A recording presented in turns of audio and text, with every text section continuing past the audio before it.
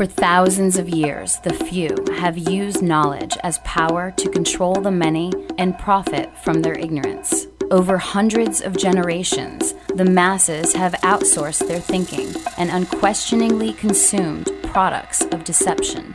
Today, as a result, the non-elected rulers continue to persuade us to adopt their limited perspectives. This series resurrects your curiosity and broadens your awareness so you can learn how to read between the lies. This is what you've been missing. The goal of this series is to provide you with the tools to understand the world in which we all live, so we can learn to survive and thrive in life. Greetings and welcome. I'm your host, Richard Grove, and I'd like to begin by employing metaphor, using this box to represent the status quo, so as to illustrate that this series was created to present you with the myriad of media which describes the world from the outside of this box, whereupon we criticize and review it, like this. What you've been missing is an educational exploration designed to stimulate you and your potential, to resurrect your curiosity, and to inspire you to think critically so your decision-making and realization of enjoyment in life goes off the charts. Submitted for your approval, this is the episode pilot of What You've Been Missing, titled, Exposing the Noble Lie.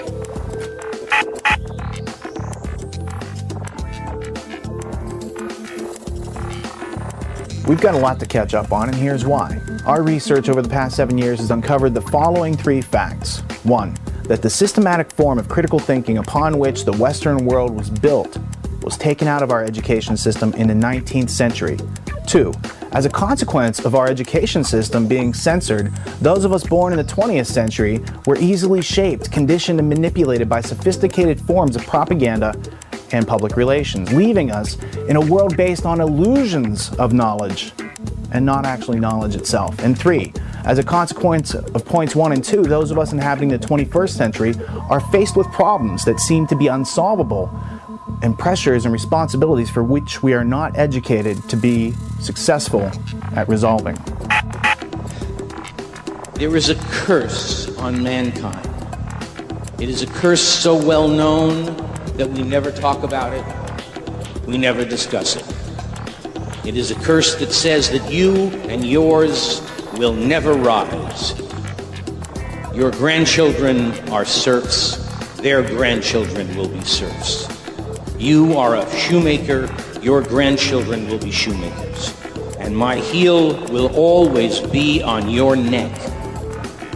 Until America said, now wait a minute, if you're lucky, if you've got guts, if you can take the crap that life throws at you, if you can get here, you might rise.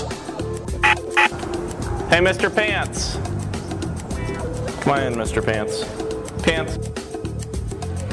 It's hard to say why that particular bullet was shot, but you know, it's a neighborhood where a lot of things are changing, where a lot of people are upset, where people have been pushed out of their homes by real estate value, not being able to pay the taxes, whatever else. You know, I've tried to think about it. I've tried to think about if I were out there and someone else were in here, what would cause me to be resentful or envious.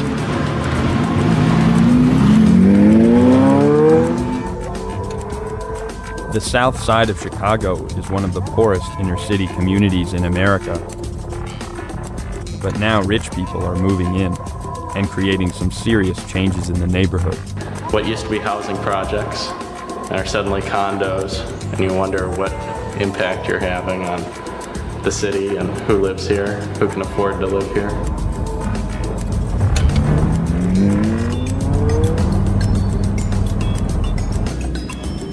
Three big tools have been used in a lot of areas. First, you build a big police station. Secondly, you tear out all the basketball courts. And lastly, if there's a local public school that poor people attend, you tear down the school. This land is worth more than what the niggas over here can give them. So What can you do with them? Displace them, and the ones that you don't want over here, you get rid of them. You get rid of them. You know, and what you use as an excuse, use the drug dealers, use the cocaine habits. This is my son. Come here. This is my son. Do you feel like your kids have an opportunity to get rich in this country? Hell no. Hell no. They ain't no rappers. My kids ain't gonna be rappers. They ain't gonna be rich. It's easier to just cleanse the earth of these people, send them to the far reaches of the universe, and the mayor's office will build a big police station, build a bunch of townhouses, the yuppies will buy in and bourgeoify it, and suddenly we'll have a community. Yeah, there'll be a bunch of people displaced. Yeah, there'll be a bunch of crime problems, but it's easier. We found the easy solution. Charles Darwin did not invent the term survival of the fittest. That was Herbert Spencer, a social Darwinist who thought that if we just allowed the rich to get richer, that was good for society because we want to discourage the poor from having a lot of children and basically surviving. That kind of social Darwinist notion has stayed alive in certain quarters, and I believe that it is there behind much of the economic policies we are now seeing. This is Erica Goldson, and unlike the valedictorian of your high school class, she's got something to say which I think you should hear. Hey, this is Erica Goldson. No, I just said that. Play the part where she proves that she's outgrown her provisional self-esteem. I have no clue about what I want to do with my life. I have no interest because I saw every subject as a study, as work, and I excelled at every subject just for the purpose of excelling and not learning. And quite frankly, I'm very scared. John Taylor Gatto, a retired school teacher and activist critical of compulsory schooling, asserts, "We could encourage the best qualities of youthfulness, curiosity, adventure, resilience, the capacity for surprising insight simply by being more flexible about time, texts, and tests, by introducing kids into truly competent adults, and by giving each student what autonomy he or she needs in order to take a risk every now and then." But we don't do that. Between these cinder block walls, we are all expected to be the same. We are trained to ace every standardized test, and those who deviate and see light through a different lens are worthless to the scheme of public education, and therefore viewed with contempt. H.L. Mencken wrote in the American Mercury for April 1924 that the aim of public education is not to fill the young of this species with knowledge and awaken their intelligence. Nothing could be further from the truth. The aim is simply to reduce as many individuals as possible to the same safe level, to breed and train a standardized citizenry, to put down dissent and originality. That is the aim in the United States. To illustrate this idea, doesn't it perturb you to learn about the idea of critical thinking? Is there really such a thing as uncritically thinking? To think is to process information in order to form an opinion.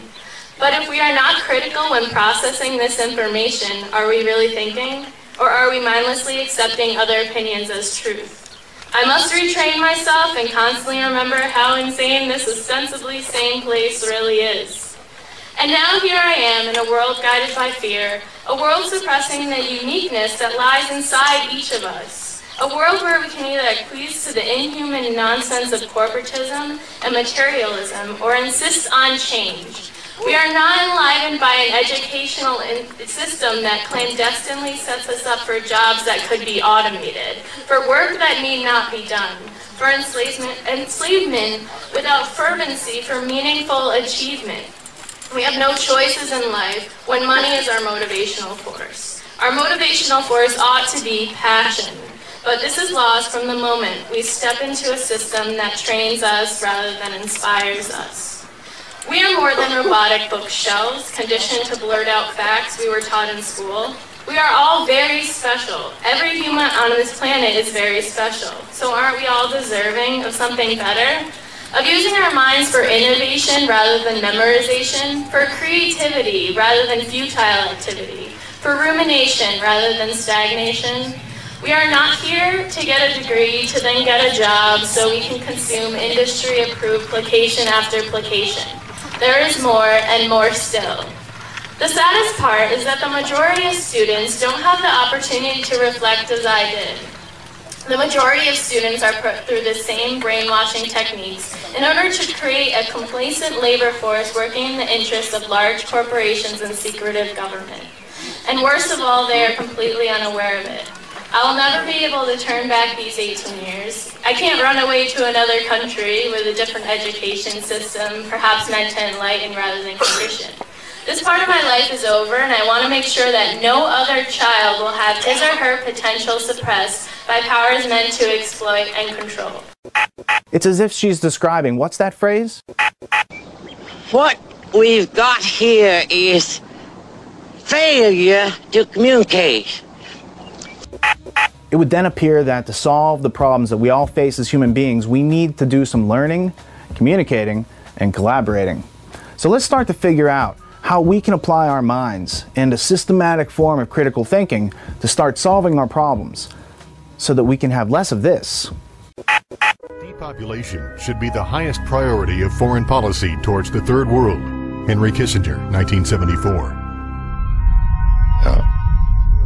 There's a need for a new world order. And more of this.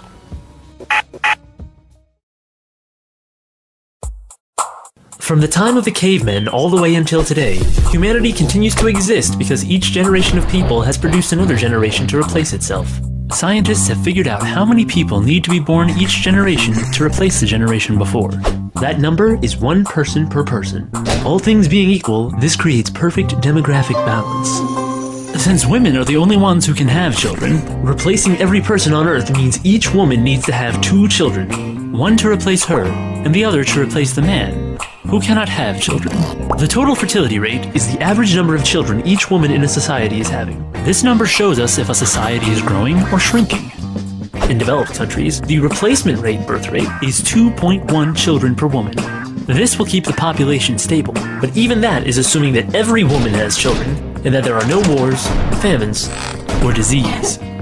In the real world, disasters happen all the time, and sadly not all children reach adulthood, especially in poor countries. This pushes their replacement rate up to 3.3 children per woman. Since not every woman wants to have children, in order to keep the population stable, some women need to have more than 2.1 children to balance the birth rate with the women who are only having 1 or no children at all. Maintaining this balance is of the utmost importance.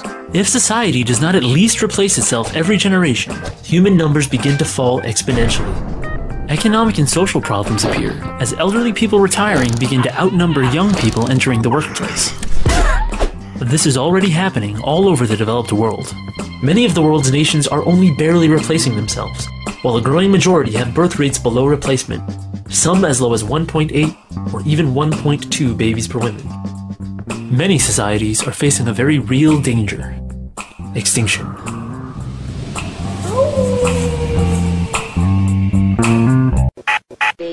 But it's more of the balance of things. What, like food, some part of the world there's wastage of food, and in some parts, nobody has food. That kind of a balance, if that is solved, I don't think we would be worried so much about overpopulation. I think it's a bit of a joke the way people have made this overpopulation thing into a kind of myth. I don't really believe it, I think whatever happens will balance itself out and work itself out. It's all right for us all living saying, oh, well, there's enough of us, so we won't have any more. Don't let anybody else live. I don't believe in that. I think we've got enough food and money to feed everybody. And I think the natural balance, even though old people will last longer, I'm sure there's enough room for us, and some of them can go to the moon anyway. You mean you think there's enough if it were I don't believe overpopulation, I think that's just a kind of myth that the government have thrown out to keep your mind off Vietnam and Ireland and all the important subjects. Oh, I think you're wrong about that. Oh, I don't care. Yeah.